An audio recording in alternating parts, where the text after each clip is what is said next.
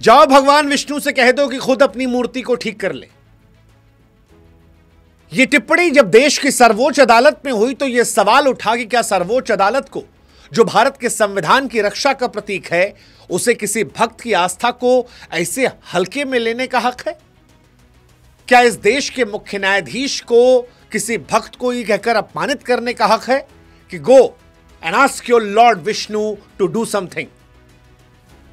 क्या यह टिप्पणी सिर्फ एक कानूनी जवाब है या फिर इस देश के करोड़ों हिंदुओं की भावनाओं को चोट करना, उस अधिकार को हनन करना जो हमें संविधान देता है आर्टिकल 25 के जरिए, जहां पूजा करना हमारा अधिकार है? और सबसे बड़ा सवाल, क्या इस देश में हिंदू देवी देवताओं पर टिप्पणी करना आसान है? क्योंकि इस तरह की टिप्पणी किसी मस्जिद को लेकर, किसी चर्च को लेकर, किसी गुरुद्वारे को लेकर अगर होती तो आप अंदाजा भी नहीं लगा सकते कि क्या से क्या हो जाता। इसीलिए सवाल है, क्या हिंदू हमेशा सॉफ्ट टारगेट रहेगा जबकि बाकी धर्मों को छूना रेड लाइन को क्रॉस करने से माना आता है? यह सवाल इसलिए उठ रहा है क्योंकि 16 सितंबर 2025 को सुप्रीम कोर्ट में एक याचिका पर सुनवाई होती है। मामला जो था वो मध्य प्रदेश के खजुराहो में जावरी मंदिर का, जो यूनेस्को विश्व धरोहर स्थल का हिस्सा है। इस मंदिर में भगवान विष्णु की 7 फीट ऊंची लंबी मूर्ति है जो याचिकाकर्ता के अनुसार मुगल आक्रमणकारियों के जरिए क्षतिग्रस्त हुई थी। इस मूर्ति का सिर टूटा हुआ है और इसे ठीक करने या फिर बदलने की मांग थी। याचिकाकर्ता का यह कहना था कि मंदिर चंदेल राजाओं ने 9वीं से 12वीं सदी के बीच में बनवाया था। इसकी पवित्रता बहाल करना भक्तों का हक है। संविधान का अनुच्छेद 25 पूजा का अधिकार देता है। याचिका में एएसआई और केंद्र सरकार से भी हस्तक्षेप की मांग की गई थी, लेकिन जब यह सुनवाई हुई तो हमारे देश के मुख्य न्यायाधीश भूषण रामकृष्ण गवई और जस्टिस के विनोद चंद्रन की बेंच ने इस याचिका को खारिज कर दिया। उनका तर्क था कि मामला एएसआई के दायरे में आता है और खजुराहो एक संरक्षित पुरातात्विक स्थल है। एएसआई के नियम कहते हैं कि ऐसी मूर्तियों को बदलने या ठीक करने से ऐतिहासिक मूल्यों को नुकसान हो सकता है। तकनीकी तौर पर देखें तो अदालत के पास एक पॉइंट था। सुप्रीम कोर्ट हर पुरातात्विक मामले में दखल नहीं दे सकती, लेकिन विवाद हुआ सीजीआई की टिप्पणी को लेकर। सीजीआई ने कहा कि यह पूरी तरह से पब्लिसिटी स्टंट हो जाएगा। आप एक काम कीजिए, जाइए और अपने देवता से कहिए कुछ करें। आप भगवान विष्णु के कट्टर भक्त हैं ना, तो जाइए और भगवान विष्णु से कहिए कि ठीक कर दे। यही सारा मामला गड़बड़ा गया। सवाल उठा कि क्या अगर किसी और धर्म को लेकर कोई याचिका गई होती तो उस याचिका में उस धर्म को लेकर यह कहा जाता, और अगर इस देश में सब कुछ भगवाने करने लगे तो फिर सुप्रीम कोर्ट की जरूरत क्या है? सुप्रीम कोर्ट तो भी कह सकता है कि जाओ, भगवान अपने आप देखेंगे। कुल मिलाकर कोर्ट की टिप्पणी को लेकर फिलहाल बवाल बचा हुआ है।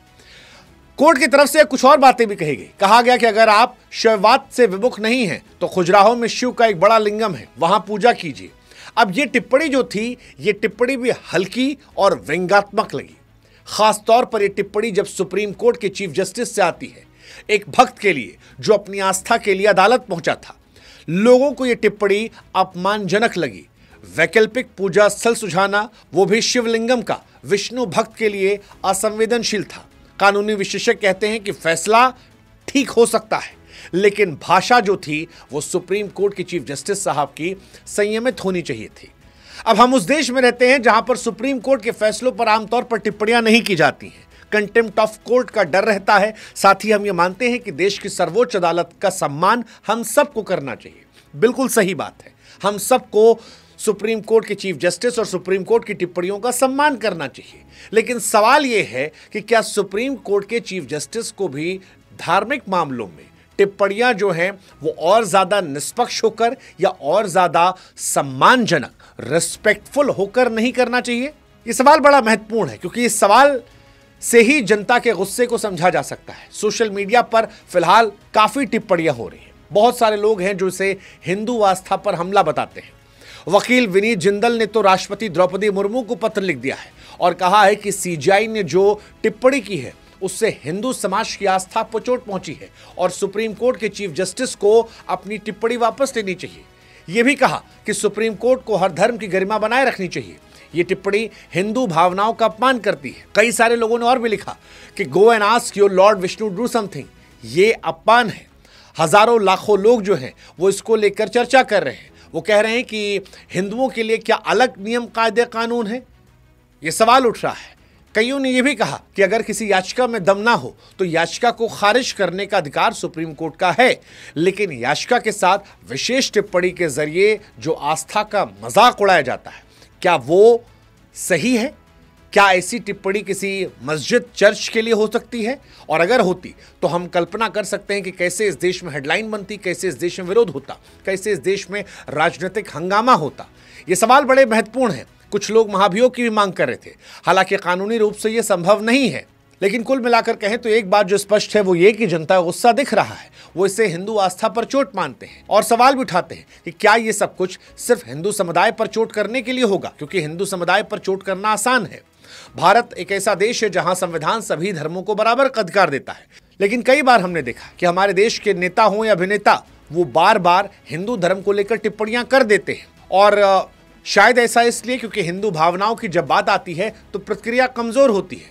उदाहरण के तौर पर आप कल्पना कीजिए कि अगर इन्हीं सीजीआई ने कहा होता कि अल्लाह से पूछे या यीशु से प्रार्थना कीजिए, तो शायद अंतर्राष्ट्रीय स्तर तक हंगामा मच जाता, विरोध मार्च, फतवे या फिर राजनीतिक बयानबाजियों का दौर बढ़ जाता।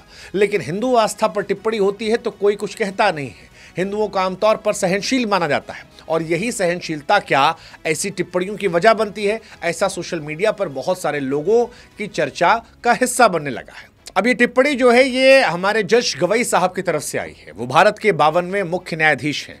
उनका सम्मान है क्योंकि वो देश के एक बड़े पद पर बैठे हुए हैं।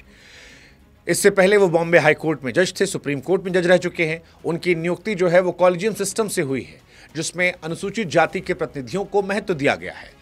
गवई सामाजिक न्याय और संवैधानिक मामलों में हमेशा सक्रिय रहे हैं। वक्फ संशोधन अधिनियम 2025 से कुछ प्रावधानों पर रोक लगाने वाली बेंच में भी हिस्सा लिया था। उनका कार्यकाल जो है वो फिलहाल छोटा है, केवल 6 महीने का। ये 23 नवंबर 2025 से खत्म होगा। इतने कम समय में भी उनके कार्यकाल में जो ये टिप्पणी आई है, ये सुप्रीम कोर्ट की छवि पर लंबे समय तक असर डाल सकती है।